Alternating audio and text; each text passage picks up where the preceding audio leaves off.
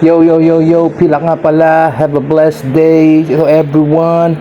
At nandyan na nga po pala ang utol ko. May lakad po kami ngayon. Sasamahan ko po siya nga sa motor shop ng mga big bike. Biglaan lang din, kaya nagkaayan kaming dalawa. At ayan na nga po, ready na siya. Ready na rin ako. Tara, rides tayo.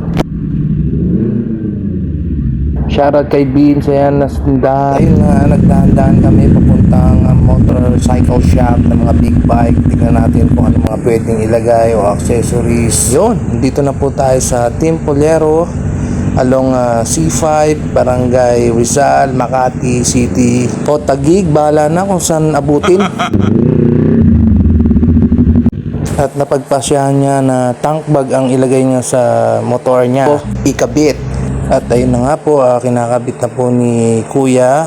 Kaso parang may problema, parang hindi akma ata yung tank bag sa Ninja 650 model 2023. Nakakalungkot lang, hindi akma yung tank bag para dun sa Ninja 650 2023 model. Kaya nag-chill na lang kami ni Utol.